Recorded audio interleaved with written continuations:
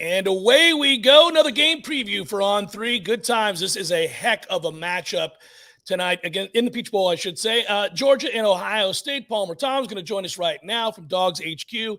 It's good to talk to you again, Palmer. You know, right off the bat, and happy holidays, happy New Year, all that good stuff to you, buddy. Thank you. Thank you to you as well. I'm curious, you know, last time, I guess we look back at this time last year, and it seems to me the thought was Georgia has to pay this off. There's just too much NFL talent out there not to cash it in with a national championship.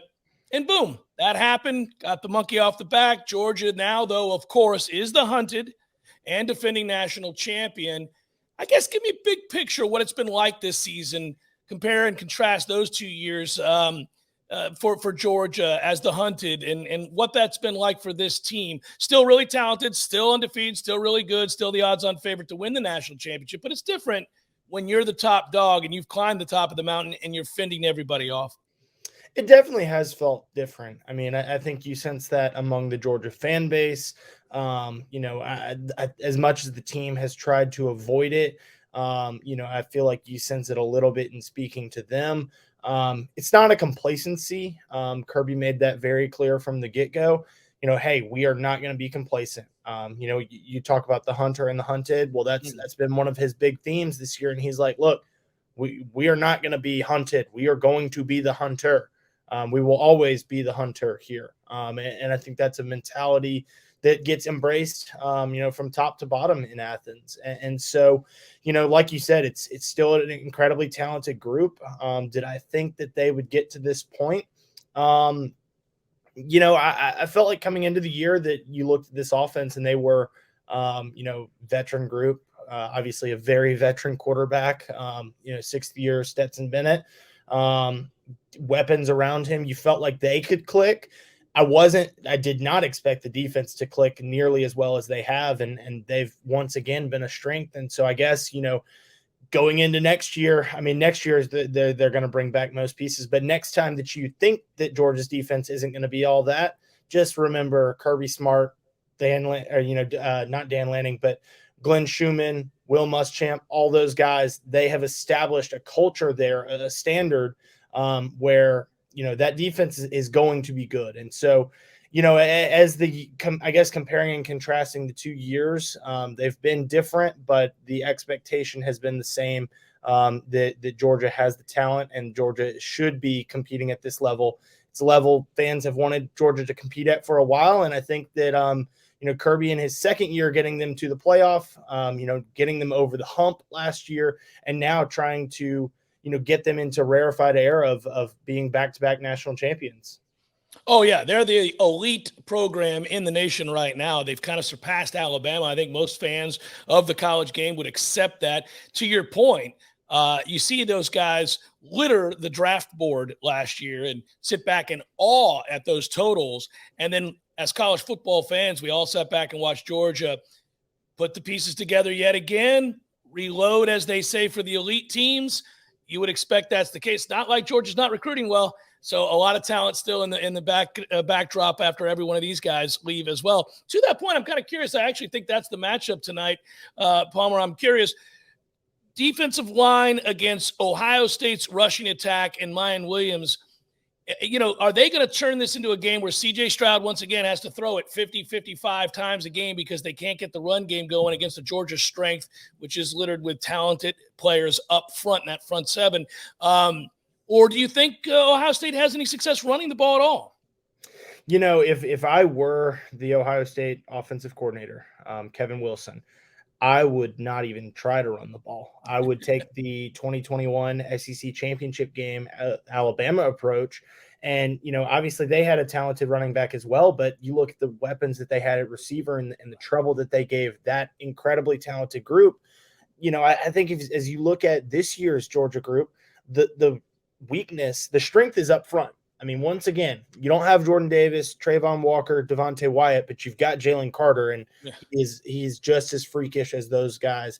You've got incredibly talented linebackers, Smile Munden and Jamon Dumas Johnson. They are really strong in that defensive front. where their weakness is, and it's not necessarily a weakness, but maybe the weaker half of the defense would be on the back half in the secondary. And so I think that if as you look at Ohio State, banged up running back group, incredibly talented wide receiver group, maybe you don't even try to force the run just because you're supposed to run the ball. Maybe you do turn it to the air and let your talented quarterback CJ Stroud and your talented wide receivers, Marvin Harrison and Emeka Egbuka, let them decide this game, and their ability to match up against Keely Ringo, Kamari Lassiter, Malachi Starks, Chris Smith, Javon Bullard. That back five for Georgia going to be incredibly important in this game. And I think, if I were Kevin Wilson, I probably would take that approach.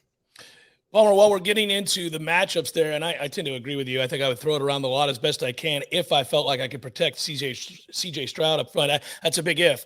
But saying that, I am curious, how healthy is Georgia coming into this game? I mean, I might as well add to the ledger and ask you one more question about Ladd McConkey's right knee. Is this still a pain tolerance discussion only? I know everybody else is back from what I've read on your site there. It seems like Georgia's pretty healthy coming into this game. Yeah, I mean, you look at the defensive side of the football, obviously losing Nolan Smith was tough blow there halfway through the season, but they've been able to respond to that well. Offensively, the injuries to Ladd McConkey and Warren McClendon are the two big storylines.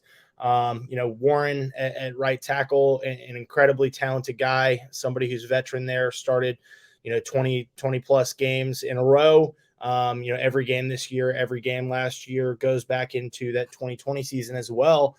So he's there, but you've also got an incredibly talented former five-star and Amarius Mims that could step in and has played at times this year. So if Warren McClendon isn't able to go, I think they'll be just fine. Ladd McConkey, I do think he will be able to go. Again, I think it is a pain tolerance thing. Kirby has told us all year long that Ladd wasn't at 100%. They had to limit him in practice at times and such. And so, I feel like the build up to this game, the run up to this game probably hasn't been all too different for him. It's probably been pretty limited, and it's probably going to be a pain tolerance thing of, hey, how much can you handle? And he's an incredibly tough kid, somebody that's going to want to be out there, has pushed through pain throughout the year. I expect him to do it again on Saturday. We talk so much about the Ohio State weapons and that aspect of the game and how they should come out and try to throw the football, but it's not like Georgia's lacking there. And obviously a lot of pieces and tools to work with on offense. Brock Bowers, an incredible physical freak. You just mentioned Ladd McConkey, A.D. Mitchell. This should be a really fun team to watch. I wondered, the Dogs run the ball so physically, so well. But that is a strength of the Ohio State defense as well in stopping the run. That is their best attribute. How do you look at that matchup? How do you gauge that matchup, the Georgia rushing attack, taking pressure off of Stetson Bennett and being able to run the football as they have against almost everybody when they really commit to it, against an Ohio State team that isn't a great defense, certainly not in the passing game, but they are good up front? Yeah, I mean, I think that, again, that's probably, a strength on strength thing there. Yeah. Georgia has, a group, an offensive line that had to grow and develop as the season went along, and ultimately became one of the top units in the country. Felt like they felt like they were snubbed for the Joe Moore Award that went to Michigan for a second straight year. Georgia was in contention last year. They didn't enjoy watching Michigan win it, and then just go get absolutely obliterated by their defensive line in that Orange Bowl matchup. And so I think that there's a little bit of a motivation there once again, that they feel like they deserved it. So I would expect to see that offensive line come out with a chip on their shoulder. A group of running backs that I think this month off, they have, like you said, it's physical football. They take a beating because they rotate, 4 guys in there. But when you're in there, you're going to take a beating because you are going to be running the ball, ground and pound football for Georgia. And I think that when you've got versatile weapons like Darnell Washington and Brock Bowers, you can have them on the field, and teams are going to commit faster guys to hang with them, well, they're probably going to be undersized, and so you can take those guys and use that to your advantage in the run game.